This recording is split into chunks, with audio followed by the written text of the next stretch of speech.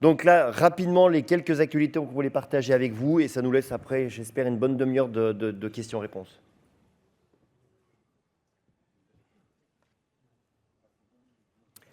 Bonjour à toutes, bonjour à tous. On avait souhaité, au niveau du CA de Lancesu, faire un point sur l'actualité des révisions des textes réglementaires. Ça fait 2 ans qu'on vous en parle, vous vous rappelez. On avait été missionné par la DGS au niveau du CA de Lancesu pour proposer des révisions de textes réglementaires. Et donc, on était parti de vous, de l'ensemble des CESU, pour savoir quelles étaient, selon vous, les révisions nécessaires. Qu'est-ce qui pouvait progresser dans la diversité des textes réglementaires qui avaient été proposés, remaniés, qui avaient évolué. Et donc, nous avons avancé avec la DGS et l'objectif de cette présentation aujourd'hui, c'est de vous faire un point sur cet état d'avancement. Quand on parle des textes réglementaires, on parle de 3 textes que vous connaissez bien. D'abord, les articles du Code de la santé publique qui régissent le fonctionnement des CESU. Également, plus particulièrement, l'arrêté du 24 avril 2012 qui parle plus précisément de notre fonctionnement, de nos organisations, de nos missions et de nos engagements au niveau des CESU. Et l'arrêté qui est celui du 30 décembre 2014 qui a été révisé en 2019, en 2020, qui lui régit plus particulièrement l'attestation de formation aux gestes et soins d'urgence. Donc la Direction générale de la santé, nous avons travaillé avec eux depuis 2 ans, avec une navette qui se fait entre le CA de l'ANSESU et les représentants de la DGS qui sont sur ce dossier-là. Ce n'est pas simple d'avancer dans ce contexte-là, bien sûr, parce qu'au bout du bout de ce travail, il doit y avoir un législateur. Le contexte politique fait que c'est beaucoup d'incertitudes sur cette avancée-là, mais malgré tout, ce groupe de travail entre l'ANSESU et la DGS a abouti à un texte qui doit encore suivre un chemin de validation, mais on a souhaité, à l'occasion de ce colloque, vous faire un point d'étape pour que vous puissiez savoir exactement où on en est. Les documents qu'on va vous montrer sont estampillés propositions de l'ANSESU parce que ce sont encore des documents de travail et donc c'est uniquement un point d'étape et on a souhaité par contre que vous puissiez continuer à progresser avec nous au même rythme et nous questionner aussi sur ces états d'avancement. Vous vous rappelez, ça avait été une demande forte au niveau de la DGS que le conventionnement et les organismes de formation privés progressent, qu'on soit plus en proximité avec les CESU dans les formations qui sont confiées aux organismes de formation privés. Et donc, c'est la départementalisation qui est le point nouveau de ces futurs textes. Et donc, on surligne en jaune ici sur cette diapositive les modifications ici de l'arrêté de 2012 qui régit le fonctionnement des CESU. Et donc, sur les partenariats avec les organismes de formation privés, on voit apparaître cette mention-là dans la proposition ou dans l'avancée actuelle du texte, que cette convention est conclue dans le cadre de formations dispensées uniquement dans le département du centre d'enseignement des soins d'urgence signataire. En cas de difficulté ponctuelle de réalisation de formation sur un département, le recours au réseau régional d'enseignement des soins d'urgence est la règle. Donc, un organisme de formation se rapproche du CESU départemental lorsqu'il fait une formation dans ce département, et c'est cette conventionnement qui aboutit à une signature. Lorsque un département est dépourvu de CESU, par exemple, alors le RESU peut faire une proposition. Un article plus loin a été ajouté. En fait, c'est la récupération d'une réglementation qui était intégrée à une circulaire de 2010 concernant le tarif des FGSU qui sont délivrés en formation initiale aux soins des écoles, des instituts, des universités. On a souhaité que cette notion, qui était ancienne, évolue et qu'elle soit également intégrée aux arrêtés régissant le fonctionnement des CESU. Et donc, une proposition dans l'article 3 de l'arrêté de 2012 intègre cette notion, mentionnant que le tarif de la formation à la FGSU de niveau 2, qui est réalisé dans une structure de formation préparant un diplôme en vue de l'exercice d'une profession de santé inscrite à la 4e partie du Code de santé publique, ne doit pas dépasser 250 € par étudiant si la formation est assurée par le CESU, c'est-à-dire intégralement toute la prestation assurée par le CESU. Ce chiffre dont vous vous souvenez de 2010 était à 200 €.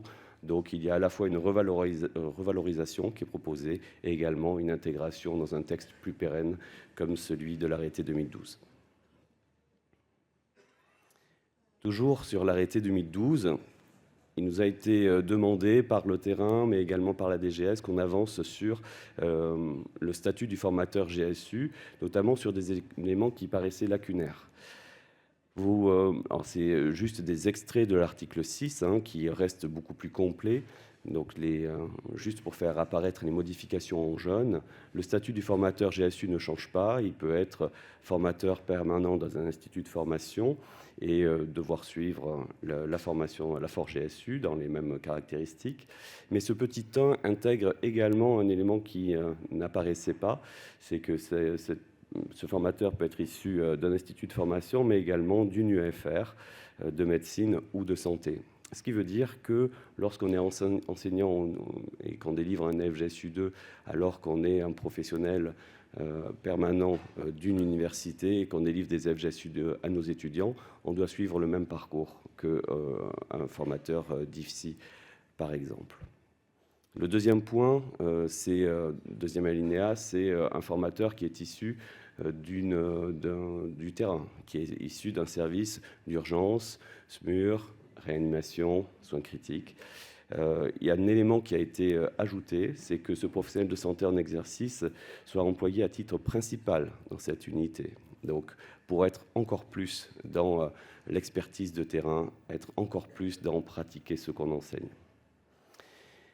Et enfin, sur le maintien de compétences du formateur GSU, ce qu'il a été souhaité, c'est que soient rendues plus fortes les exigences pour maintenir ces compétences. Et donc, ce qui était noté dans le texte, dans sa version encore actuelle, est que le formateur devait réaliser au moins une formation dans les 4 ans de durée de validité de sa formation. Une formation en 4 ans, ça nous paraît évidemment insuffisant dans sa formulation initiale. Et donc, ce qui est remonté de vos pratiques et ce qui a été posé comme cadre minimum, c'est au moins 4 formations durant ces 4 ans, donc en moyenne une formation par an. Et une formation complète, donc les 21 heures pour la FGSU2. L'arrêté 2014 qui régit les AFGSU dans toutes leurs dimensions, 1, 2 et tous les modules de la FGSU SSE, a été aussi soumis à des propositions de modification. Concernant la FGSU2, on ne rentrera pas dans le détail de toutes les modifications un peu fines des objectifs qui ont été proposés, mais plus sur le fonctionnement. Les propositions faites concernent qui peut assurer quelle formation. Donc, on a défini et redéfini dans l'article 2012 quel était le statut du formateur. Mais ces formateurs, ils interviennent comment en AFGSU2 ? Alors, c'est toujours le ratio de 1 formateur pour 10 à 12 apprenants. Par contre, la co-animation à 2 formateurs, qui est une pratique régulière et forte dans les CESU, est mentionnée comme encouragée. C'était des éléments qui étaient absents jusqu'ici. Et également, il est prévu que dans le cadre de la formation professionnelle tout au long de la vie, c'est-à-dire lorsqu'on forme des professionnels qui sont en exercice, on n'est pas à la formation d'étudiants en santé, le recours à au moins un formateur mentionné à l'alinéa 2 de l'article 6 de l'arrêté 2012 est obligatoire. Je m'explique. Ça sous-entend que lorsqu'on fait une formation d'un professionnel en exercice, que ce soit un FGSU2 de 21 heures ou une réactualisation de 7 heures, eh bien, dans les formateurs qu'ils ont en phase 2, il faut au moins qu'il y ait un formateur qui soit lui aussi en exercice tel qu'on l'a mentionné. Ce qui permet d'éventuellement recourir à des formateurs qui sont du premier alinéa, c'est-à-dire qui travaillent en école, en institut, en UFR, mais c'est forcément en co-animation et non seul lorsqu'il est face à des professionnels apprenant eux-mêmes en exercice. Le dossier d'agrément a été modifié dans certains éléments plutôt matériels et on a souhaité faire le focus notamment sur des points qui sont de la contextualisation, toujours de la contextualisation et encore plus de contextualisation, notamment au niveau des salles de formation. Ce qui est mentionné dans la proposition, c'est que les salles où on réalise les formations permettent la réalisation de formations contextualisées en milieu professionnel avec au minimum un lit, un brancard, une table d'examen, du matériel d'urgence et une superficie minimum. Ça vous paraît évident, mais c'est des choses qui jusqu'ici n'étaient pas exigées. Et ce qui est sous-entendu, c'est que ces conditions soient respectées pour des formations qui soient délivrées dans les CESU ou in situ. Concernant les l'AFGSU SSE dans tous ces modules, des modifications également ont été proposées, on vous en avait parlé. Vous aviez souhaité qu'il y ait de la simplification par rapport à la modification de l'arrêté en 2019.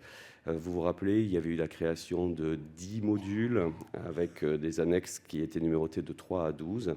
Eh bien, la simplification est avant tout de les réunir en seulement 6 modules. Les 6 modules ont également été modifiés dans leur intitulé, puisqu'ils sont réunis. Il n'y a pas vraiment de modification de durée, sauf pour l'un, on va le voir. Ils ont été aussi renommés à la demande de la DGS pour qu'on ne les appelle plus annexe 4, module 2 et bientôt nouvelle numérotation d'un nouvel arrêté. Il y a beaucoup de confusion autour de la dénomination par le numéro de ces modules et donc ils ont souhaité qu'on les nomme par un mot-clé. Voilà les propositions qu'on a faites. Ces 6 modules sont aujourd'hui le module 9e avis sur une durée de 14 heures qui s'intitule « Prise en charge d'un afflux massif de victimes non contaminées et damage control ». Il correspond aux objectifs fusionnés des anciennes annexes 3, 4 et 5. Un module qui se nommera le module NRC d'une durée de 14 heures, sous-titré « Décontamination et prise en charge de patients victimes d'un agent nucléaire, radiologique ou chimique ». Il correspond à la fusion des objectifs des annexes 7, 8 et 9. Et là, vous identifiez une proposition de réduction horaire pour que ce ne soit plus sur 21 heures lorsqu'on cumulait les 3 modules de 7 heures, mais sur 14 heures. Un module qui s'intitule REB, avec un sous-titre « Prise en charge de patients suspects d'infection liée à un risque épidémique et biologique ». Ce module sur 7 heures est en fait correspond à l'annexe 10 ou 11. Rappelez-vous, l'annexe 10 était ce même module REB lorsqu'on l'apprenant était en établissement de santé et l'annexe 11 lorsqu'il était en établissement de santé de référence. Il était choisi d'étendre à la durée de l'annexe 11 les objectifs de l'annexe 10 et donc un seul module qui est contextualisé au lieu de travail, au lieu d'exercice du professionnel, en ES ou en ESR, mais tous sur un format de 7 heures. Un module qui s'intitule de façon résumée CUMP, pour urgence médico-psychologique, qui correspond à l'annexe 6 sur la même durée de 14 heures. Un module qui s'appelle soins critiques, pour soins critiques en situation sanitaire exceptionnelle, qui correspond à l'ancienne annexe 12, toujours sur 14 heures. Et un nouveau module qui nous a été commandé et sur lequel le CA de l'ANSESU a travaillé. On reviendra plus longuement ultérieurement dessus lorsqu'on aura eu plus de retours, notamment sur les objectifs et le déroulé pédagogique type, qui est un module santé de ville en situation sanitaire exceptionnelle. Le module s'intitule plus complètement « Préparation des professionnels de structures de soins de ville aux situations sanitaires exceptionnelles » et celui-ci sur une durée de 14 heures. Ce module présente en fait une déclinaison pour les professionnels de la ville, qui soient professionnels de santé dans toutes dimensions, médicales ou paramédicales, avec également du personnel qui travaille dans ces structures de ville non de santé.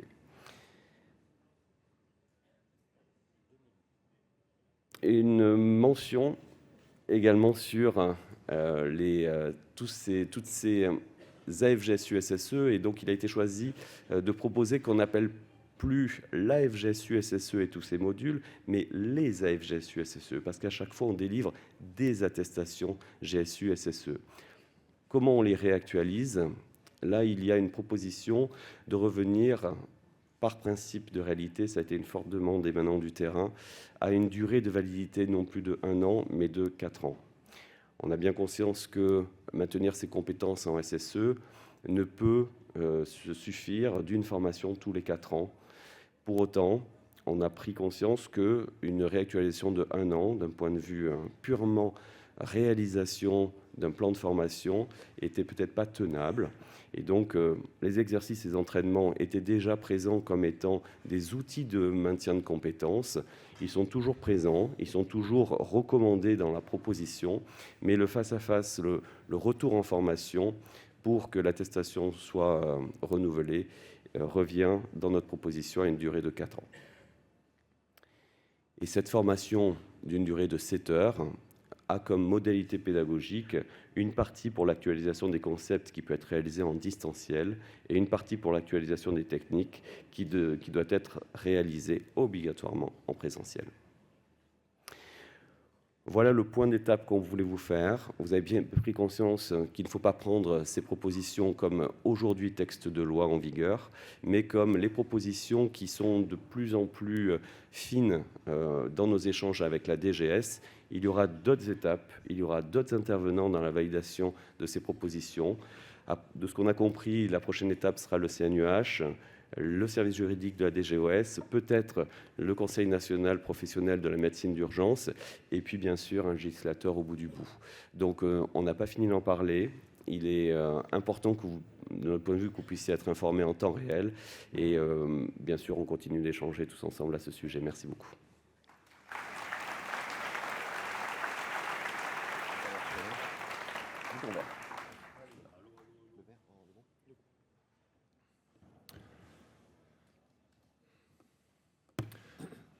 Je ne sais pas si vous avez vu, il y a quelques mois, il y a des nouveaux référentiels qui sont sortis, qui concernent les personnes qui travaillent en SAMU-SAS.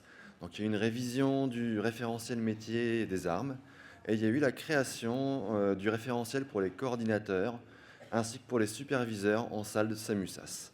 C'était un travail conjoint entre la SFMU, SUDF, la FARM et l'ANSESU. Au sein des SAMU-SAS, il y a plusieurs professionnels avec des missions complémentaires. Il y a un état des lieux qui avait été fait. Et finalement, selon les SAMU, selon les organisations locales, selon les habitudes, il y avait un petit peu de chevauchement. Et parfois, ce n'était pas évident de savoir quel était le rôle du superviseur, du coordinateur. L'objectif de la création de ces référentiels, c'était vraiment d'avoir une définition claire des missions, tout en sachant qu'il y a une possibilité de les regrouper entre plusieurs professionnels selon les protocoles locaux et la taille des SAMU. Alors, concernant le coordinateur en assistance en régulation médicale, il a vraiment un rôle de coordination, d'accompagnement de proximité des armes au sein de la salle de la régulation en temps réel.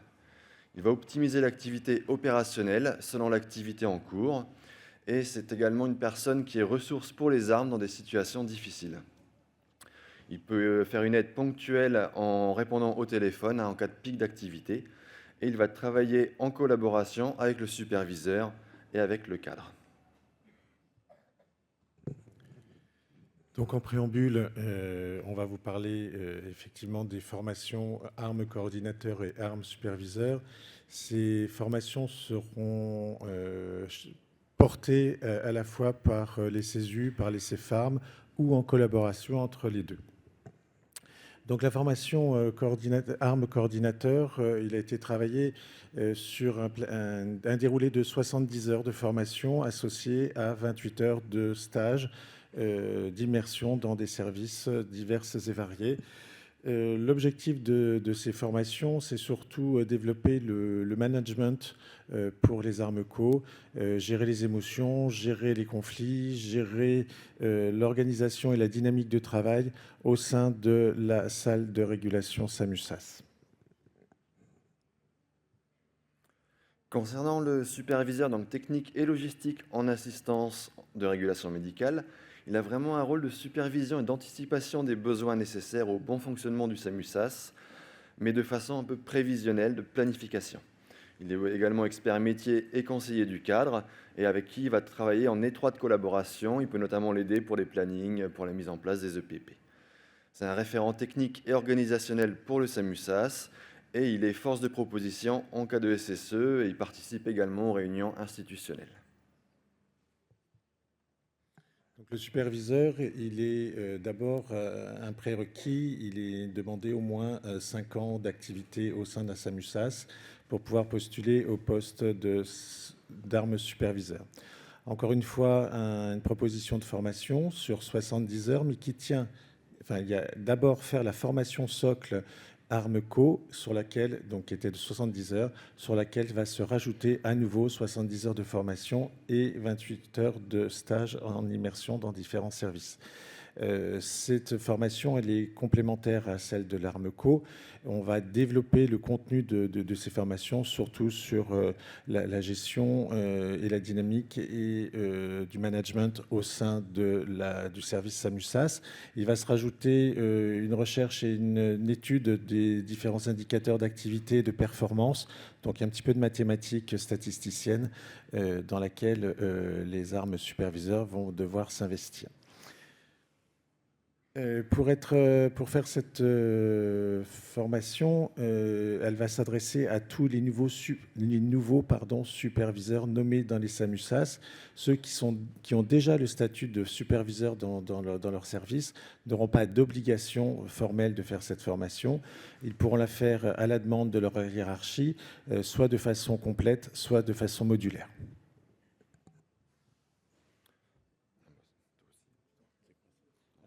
Je rappelle qu'au sein de ces formations, ARMCO et armes superviseurs, la formation tutorat armes a été intégrée. Je rappelle que les formations tutorat armes, c'est 2 niveaux, le tuteur de proximité et le tuteur référent. Le tuteur de proximité, c'est 14 heures de formation et le tuteur référent, c'est 7 heures de plus. Donc ces temps de formation sont intégrés également dans le programme ARMCO et armes superviseurs. Actuellement, un autre travail sur des référentiels est fait donc, au niveau de l'ANSESU avec la SFMU et la FACH. Il concerne la formation à la conduite des ambulanciers SMUR. Il y a des risques liés à la conduite d'un véhicule SMUR. Il y a besoin de connaître le cadre légal, de prévenir, d'anticiper des situations à risque lors de la conduite. Alors, cette formation à la conduite, elle est réalisée dans plusieurs centres en France et il n'y a pas d'harmonisation du contenu en fait actuellement d'un point de vue texte réglementaire ou référentiel. Donc l'objectif, c'est de définir en fait ce référentiel-là, encadrant notamment les apports théoriques, en définissant le programme pour les techniques de conduite avec des ateliers pratiques et également la conduite approfondie sur piste.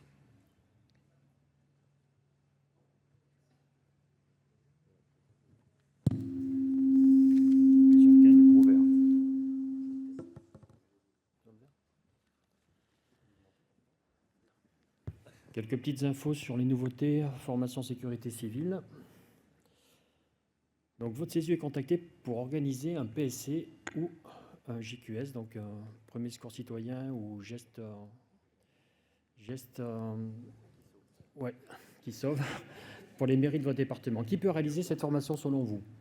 Tous les CESU peuvent répondre à cette demande ou seuls les CESU habilités sécurité civile? Je vous laisse 2 secondes. Donc effectivement, les CESU doivent être habilités sécurité civile pour réaliser ces formations. Donc les CESU qui sont déjà habilités ont reçu un mail de la DGS donc pour renouveler leur habilitation qui sera valable 3 ans. Et les autres qui veulent demander cette habilitation donc, recevront un mail qui sera envoyé par le bureau de l'ANSESU donc la semaine prochaine. Donc dans cette habilitation, vous avez un formulaire de demande d'autorisation d'enseignement des formations sécurité civile que vous aurez à remplir, avec 2 annexes. Une annexe 1 par rapport au matériel technique et pédagogique, et une annexe 2 par rapport à l'aptitude pédagogique, donc avec les justificatifs des diplômes, les attestations de formation continue des formateurs. Suite à ça, vous recevrez un certificat de conditions d'exercice, donc qui sera délivré par la DGS. Et donc par rapport à ce certificat que vous recevrez, donc vous devrez le déclarer en préfecture donc pour pouvoir participer à des jurys et réaliser ces formations. Donc c'est la DGS, comme on vous a mis, qui se charge du lien avec le ministère de l'Intérieur. Donc vous organisez une formation GQS ou PSC parmi vos formateurs. Qui peut animer ces formations? Est-ce que tous les formateurs GSU peuvent le faire, uniquement les formateurs PSC ou tous les professionnels de santé? Donc par rapport aux formateurs GQS, donc sous réserve d'être dans un organisme habilité à dispenser donc, des formations de sécurité civile, les titulaires d'une AFGSU 1 et 2 peuvent délivrer ces formations. Les infirmiers diplômés d'État et donc les docteurs en médecine peuvent réaliser ces formations. Par rapport aux formations PSC, donc par rapport à ces formations, vous avez les arrêtés du 15 juin 2024 et l'arrêté du 21 juillet 2025 qui sont sur le site de l'ANSESU dans la rubrique texte réglementaire, donc vous pouvez les consulter. Donc par rapport à OPC, donc les formateurs GSU ont l'équivalence donc pour faire ces formations PSC. Donc ça c'est nouveau, vous pourrez le consulter sur ces textes-là. Donc la synthèse, c'est que dès que le CESU est habilité sécurité civile, tous les formateurs GSU sont habilités pour le PSC et GQS, et les IDE non formateurs sont habilités, donc GQS pour le CESU. Donc pour finir, ce qu'il faut, voilà, vous pouvez aller voir la newsletter d'octobre 2025, donc qui rappelle toutes les nouveautés par rapport aux formations sécurité civile. Et vous avez le site en CESU avec les 3 référentiels internes de formation et de certification qui ont été mis à jour, qui ont été validés par la DGS et le ministère de l'Intérieur. Donc vous pouvez les consulter sur le site internet.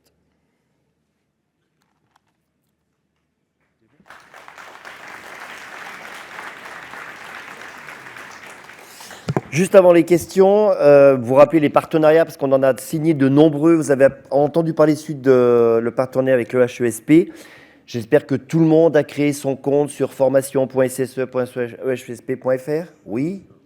Oui, parfait. Si ce n'est encore pas fait, il faut le faire. Ça vous donne au moins, vous, en tant que formateur, des outils. Vous pouvez avoir des outils. Si vous avez des manques d'inspiration, de manque d'outils, allez chercher ça. Convention avec la Croix-Rouge, on l'a publié sur le site internet de l'ANSESU qu'on a signé l'année dernière. On va en signer une nouvelle l'année prochaine. On vous le dit un petit peu là en avant-première, on va supprimer la partie formation continue dans cette convention.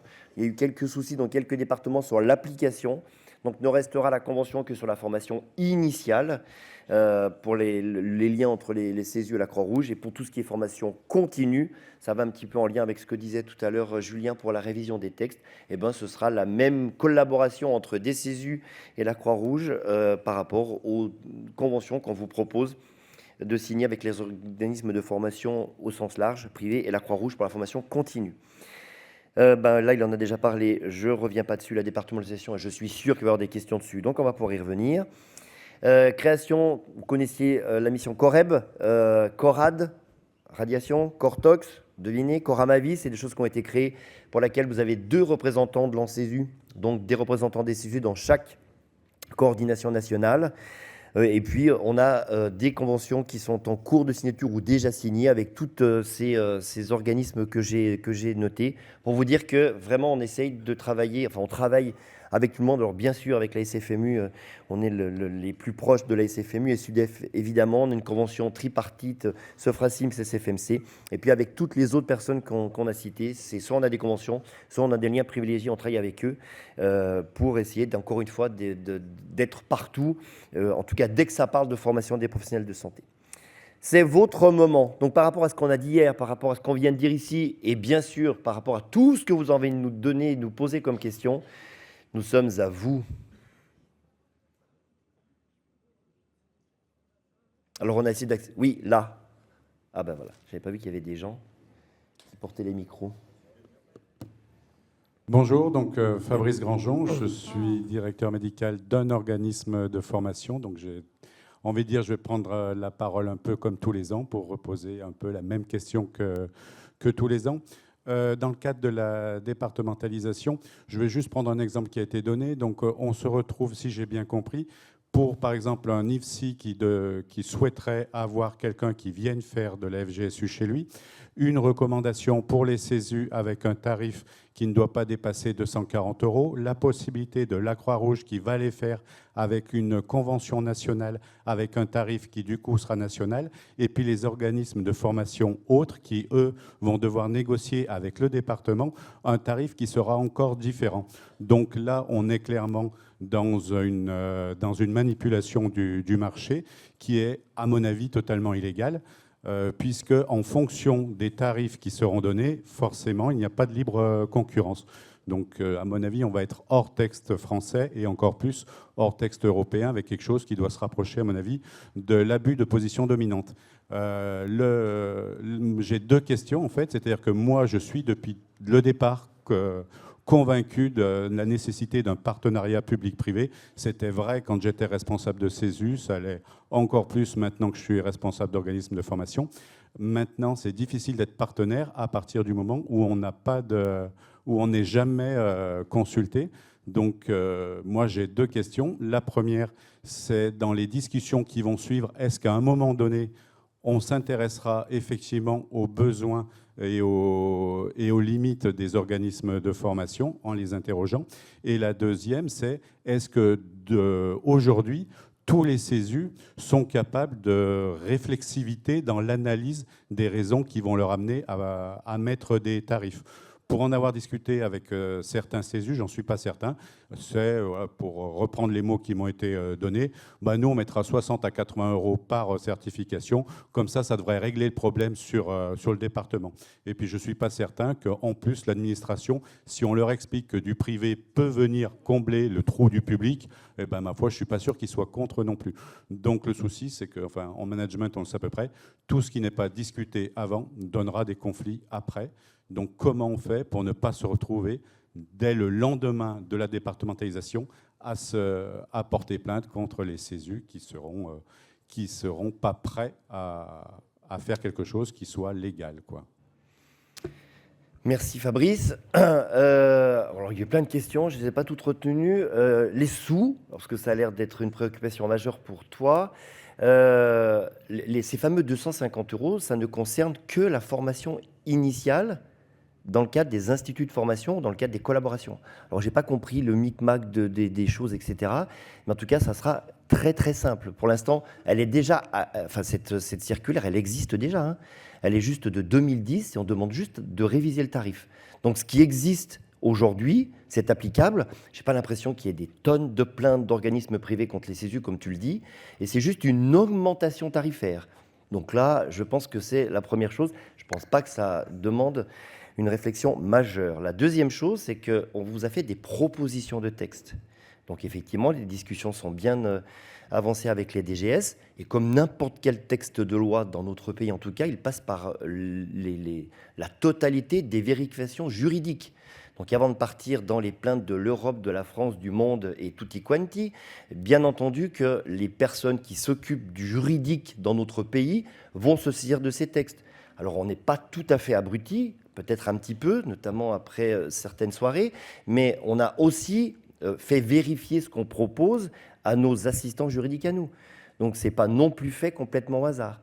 Et la dernière chose, oui, pour les représentativités, il n'y a aucun problème pour discuter avec l'Association nationale des organismes privés de formation, mais je n'ai pas trouvé son adresse. Alors, si je peux répondre... Si je peux répondre, alors le problème de la départementalisation, c'est-à-dire que moi, il n'y a pas de souci. Aujourd'hui, je passe par des CESU, ça ne pose aucun problème et je confirme que je n'ai pas déposé aucune plainte.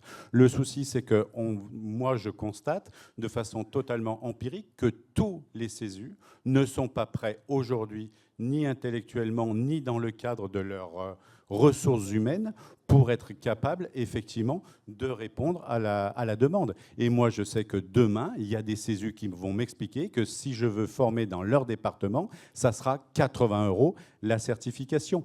Et puis, qu'on le veuille ou non, il y a des possibilités. Alors moi, ce n'est pas mon activité principale, c'est clair, mais il y a aussi des organismes qui font de la formation initiale et qui demandent et font jouer la concurrence pour venir faire des AFGSU chez eux. Donc j'ai pris cet exemple-là parce que c'est l'exemple qui a été donné, chiffré, mais ça n'est qu'un exemple parmi d'autres. Et je sais très bien que demain, on aura des CESU qui nous mettront 80 € la certification, simplement pour ne pas être emmerdés sur leur département. Et je crois que le nier, je ne dis pas que ça sera tous comme ça, mais nier que ce problème existe, c'est aller devant des problèmes. Il faut nous laisser le bénéfice du doute et de peut-être le fait d'être un petit peu naïf. Premièrement, je te renvoie sur le site de l'ANSESU qui est public. Hein. Si tu vas dans les foires aux questions et dans la question qui traite des collaborations avec les organismes privés, tu as tout au fond un exemple de convention avec en annexe une proposition de tarification qui est entre 20 et 30 euros. Donc 80 euros, c'est une utopie et que je pense qu'il faudra raison garder et que les recommandations, et on ne peut pas les imposer, puisque comme tu as l'air de bien connaître la loi, on ne peut pas imposer une tarification départementale ou nationale, mais par contre, on fait une proposition et que je pense que les propositions seront globalement suivies. Et je voudrais juste, d'une façon un peu plus politique et pour s'élever un peu sur le débat, on ne fait pas ça pour embêter le monde. On fait ça pour deux choses. La première, et c'est ce qui nous guide, elle est sur un gain et une recherche de qualité. Je n'ai pas envie de donner là la tonne d'exemples qui nous remontent. Quand je dis la tonne, c'est que je minore un petit peu le nombre de mails qui nous sont remontés.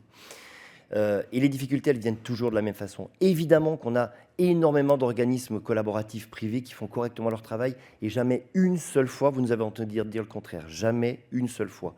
Mais on a, je n'ai pas envie d'employer le terme de brebis galeuse, mais comme c'est fait, je vais le faire quand même. Et on a des difficultés comme ça. On peut avoir une infirmière qui a passé toute sa vie en gériatrie, par exemple, et qui est validée par des collègues peu scrupuleux comme formatrice GSU, et qui va aller faire toute seule pour 40 personnes en face d'elle une formation aux gestes et soins d'urgence. Oui, on a ça. On a aussi des infirmières ou des ambulanciers ou des professionnels de santé qui vont aller faire une GSU de 3 jours avec un PowerPoint. Oui, on a aussi ça. Ça n'est pas ce qu'on essaie de défendre et on ne veut pas aller vers ça. On veut aller vers ce qu'on a toujours défendu, plus de qualité, plus de proximité avec la pédagogie active. C'est pour ça qu'on fait ça. Et qu'on pense, mais peut-être qu'on a tort, mais qu'on pense que départementalement, quand les responsables de ces départementaux rencontreront les collaborateurs qu'ils auront dans chaque département, on ira vers plus de qualité. Donc c'est ce qu'on va essayer de faire. C'est ce qu'on va essayer de faire. C'est ce qu'on essaye de faire de par les discussions depuis de nombreuses années. Ça ne fonctionne pas. C'est ce que la DGS est venue nous demander de faire.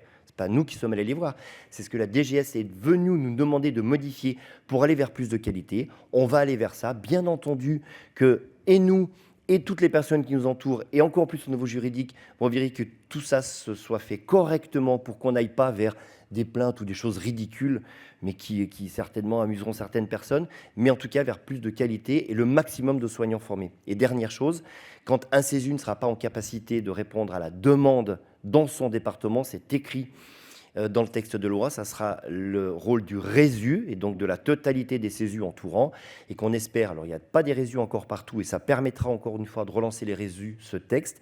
On pense que dans les départements qui entoureront le département en difficulté, il y aura matière à répondre aux demandes des organismes.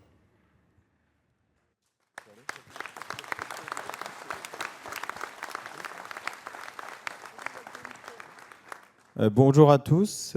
Pardon, j'ai le micro. Rémi Girard de La Réunion. À gauche, à gauche, à gauche. Bonjour.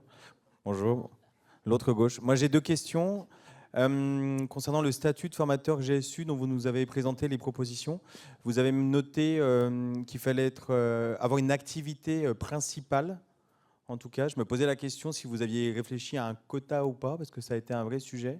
En tout cas, là, spontanément, ça m'évoque ça d'une chose. Et j'ai une deuxième question qui concerne les 2 journées d'actualisation des connaissances pour un formateur tous les 4 ans. Et je ne sais comment les valider, ces journées-là. Je ne sais pas ce qu'on peut mettre dedans. Je ne sais pas ce qu'on peut... Est-ce que c'est des journées qui sont faites au sein d'un CESU? Est-ce qu'on considère que c'est autre chose? Et personnellement, moi, j'ai un grand sujet pour valider des formateurs dans leur actualisation des connaissances dans le cadre du CESU. Moi, la deuxième question, et Julien répondra à la première, dans la réactualisation. Alors, on le dit, mais ça n'est jamais écrit, ça le sera sur 2026. Ça sera très clair sur qu'est-ce qui vaut réactualisation. Un congrès, ça vaut réactualisation. Une journée nationale des enseignants, ça vaut réactualisation. Et ensuite, les journées que vous organisez dans vos CESU ou dans vos RESU, ça vaut réactualisation. Ça sera très clair et ça sera écrit dans nos recommandations de 2026. Et concernant l'affectation principale d'un formateur en exercice dans un service d'urgence ou équivalent, la formulation est encore débattue avec la DGS qui cherche également la bonne formulation parce qu'une quotité de travail, ça peut être un écueil. Ça peut être un écueil notamment pour nous-mêmes, les enseignants, qui parfois avons une activité principale dans notre CESU et pas dans notre service d'urgence ou de SMUR ou de réanimation. Donc la quotité peut être empêchante. Quelle est l'intention? L'intention, elle était finalement que ça ne suffisait pas de faire, en tant qu'intérimaire par exemple, une journée aux urgences tous les mois ou tous les 2 mois pour répondre à ce deuxième alinéa et prétendre qu'on gère au quotidien des situations d'urgence. Donc voilà l'intention. Comment la formuler? C'est la proposition qu'on a faite. La DGS réfléchit de son côté. On va voir comment elle accueille, elle valide ou elle améliore cette modification. Mais je pense que ça n'aboutira pas à une quotité qui serait finalement trop limitative.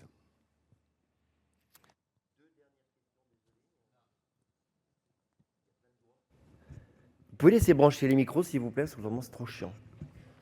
Oui, moi, ma question, elle est un petit peu en lien avec celle qui vient d'être posée. Est-ce que vous pourrez nous redéfinir exactement l'obligation des enseignants CESU qui ont un l'UE2? Est-ce qu'on doit également avoir une activité de soins?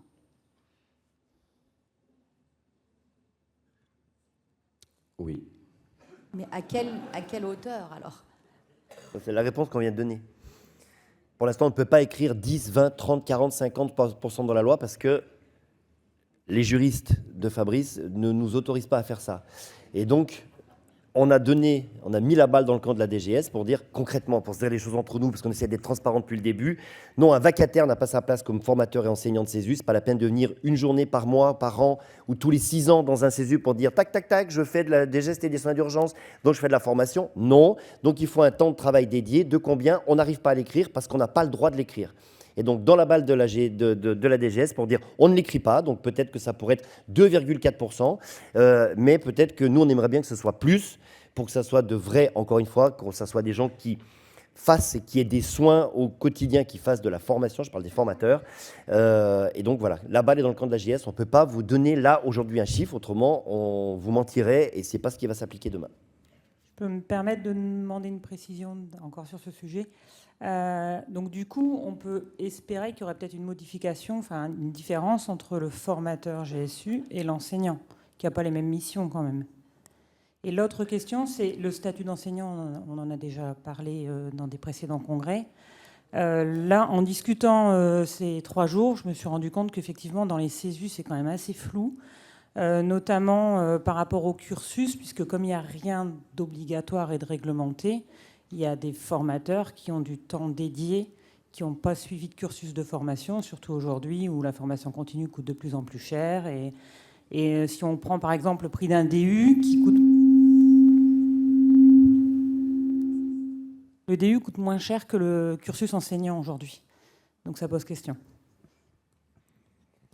Alors, le statut de l'enseignant était défini et reste défini dans l'arrêté 2012.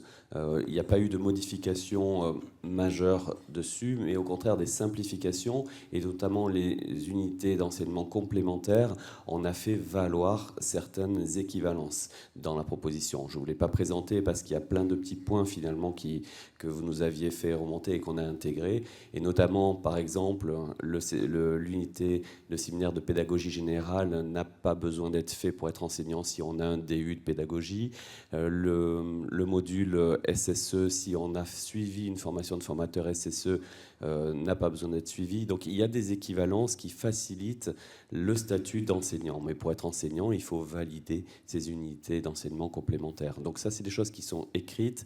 Normalement, la définition de l'enseignant doit être claire pour tous, dans tous nos CESU. Les missions également ont été un petit peu remaniées pour être plus en lien avec nos missions actuelles. Il y a toujours la recherche, comme ça a été mentionné. Bien sûr, la notion de qualité a été renforcée. Donc ça, ces éléments-là, on pourra vous les préciser de façon plus fine. On n'a pas eu le temps de le faire aujourd'hui. Vous avez une newsletter avec des équivalences. Vous avez les équivalences entre les DU et les séminaires dans une newsletter. Je suis incapable de vous dire la date, je pense que c'est celle d'avril 2025. Mais dans une newsletter, vous avez ces équivalences. Oui, oui. Bonjour, donc c'est Quignard, je suis cadre au CESU à Nancy. Pour la petite histoire, j'ai pris mon poste de cadre de santé CESU de zone le 31 mars à 8h30. J'ai assisté au webinaire à 10h et à 14h, j'avais un dossier organisme de formation privée à traiter. Donc là, on est au mois de décembre. On a eu sur Nancy 21 demandes de convention. Aujourd'hui, on a signé 0. Nous, on a peur de la fuite de nos formateurs qui interviennent au CESU pour aller sur les organismes de formation privés qui payent beaucoup plus les formateurs. Donc ça, c'est un critère à prendre en compte. Ma question, c'est, on est dans l'attente de la départementalisation, donc on attend un texte, c'est ce que j'ai compris. Moi, j'ai pris mon téléphone et j'ai appelé les 18 CESU Bourgogne-Franche-Comté et Grand Est. J'ai l'impression que tout le monde est dans l'attente et dans l'inquiétude. Personne ne bouge. Qu'est-ce qu'on fait? On a une pression tous les jours des organismes qui nous appellent, qui, pour certains, nous menacent en disant « on va porter plainte contre vous, ça ne se passera pas bien ». Donc, du coup, on est un petit peu, sur ce dossier-là, un petit peu... tendu. Tendu, voilà, c'est exactement le mot. Et donc, j'ai bien compris qu'il y a de la tension. Alors, qu'est-ce qu'on fait, monsieur le capitaine? Tout le monde est tendu, détendez-vous, tout va bien se passer. Il y a 5 ans, tout le monde était tendu parce que on avait quelques CESU nationaux, pas beaucoup, 3, qui signaient des attestations à Télarigot pour toute la France. Donc ça tendait le monde. Et donc on se dit, bah tiens, on va essayer de redépartementaliser les choses pour faire un peu plus de liens. Ça tend aussi le monde. Donc on va essayer de trouver ce qui tend le moins pour que ça se passe bien. Donc Bourgogne-Franche-Comté, détendez-vous, ça va le faire. Concrètement, vous faites, oui, on attend des textes. On aurait pu vous dire, ben voilà, on a écrit des choses et puis bientôt on vous dira. On a joué la transparence. Voilà ce qu'on a proposé. C'est pas nous qui décidons. C'est pas nous qui faisons la législative. Votez correctement la prochaine fois pour avoir une majorité complète, un ministre qui dure plus de 3 mois et ça ira beaucoup plus vite. Donc voilà, mais ça, on peut pas le faire nous. Donc on a posé les textes depuis que... Heureusement que c'est la fin, ça marche plus la sono là, hein, vous êtes fatigués là-bas. Hein. Donc depuis que c'est... Non, Nicolas. Depuis qu'on a posé les textes, on a eu 4 ministres. Donc bien sûr que c'est compliqué.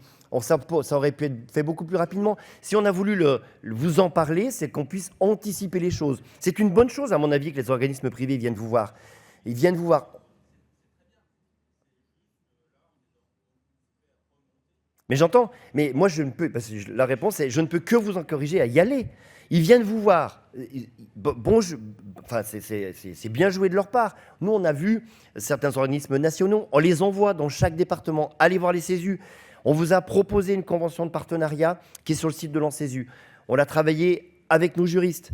On a fait une proposition tarifaire, on a fait une proposition d'équipement. Enfin, c'est le plus complet possible. Servez-vous de ce qu'on vous propose comme outil. La convention, elle existe. Vous pouvez vous l'approprier, vous pouvez la modifier si vous le voulez en fonction de votre département, de l'état de vos départements. Et ensuite, la fuite de vos formateurs vers les organismes privés parce qu'ils payent beaucoup plus, elle existe déjà. Sauf que c'est peut-être plus caché que ce que ça le sera demain. Oui, mais moi, j'avais quand même compris, parce que je appelais 2-3 collègues qui font partie du CA, de l'ANCESU d'ailleurs, et qui me disent on attend le texte. Donc, ah bah oui, je vous le confirme. Mais on attend le texte pour l'imposer. Pour l'instant, ça n'est pas obligatoire. Un organisme national, mais ça existe toujours. Hein. Regardez le bilan des CESU, c'est tout écrit dessus. Bilan national des CESU. L'organisme national privé qui veut travailler avec un seul CESU pour signer toutes les attestations et travailler partout en France, c'est toujours possible à ce jour. Donc on fait une proposition de texte pour modifier la loi. Ceux qui veulent anticiper ça pour ne pas le faire du jour au lendemain, parce que le jour où ça sera signé, il faudra le faire du jour au lendemain. Donc pour anticiper ça, certains organismes ont pris de l'avance et je les félicite et je trouve que c'est une bonne idée. À nous de jouer le jeu pour encourager aussi ça et qu'on se retrouve dans 2 ans moins tendu parce qu'on aura tous avancé de notre côté. Parfait, merci. Je vais être obligé d'arrêter les questions parce que on va prendre trop de retard, je suis désolé. N'hésitez pas à nous envoyer vos questions par mail au secrétariat en CESU. Le QR code, dernier QR code qu'on vous propose Enfin, dernier QR code. Non, ce QR code-là, c'est pour reposer vos questions pour les RFE, les recommandations formalisées d'experts qui vous ont été présentées hier par Delphine et Blaise. Quels seront vos thèmes de 2025? À vous de les décider. Vous nous dites tout ce qui vous gêne, vous répondez à toutes les questions. On met ça, on trie, on choisit les 4 ou 5 qui sortent un petit peu du lot. Et l'année prochaine, on vous proposera ça. N'oubliez pas aussi de scanner les QR codes pour évaluer le congrès. C'est très important pour nous. Vous les avez sur tous les banderoles à l'extérieur. Et en une seule seconde, on ne vous a pas présenté le bureau de l'ANCESU parce qu'il y a eu énormément de changements. C'est le même qui se reconduit depuis 2 ans et vous le retrouverez donc sur le site de l'ANCESU. Donc voilà.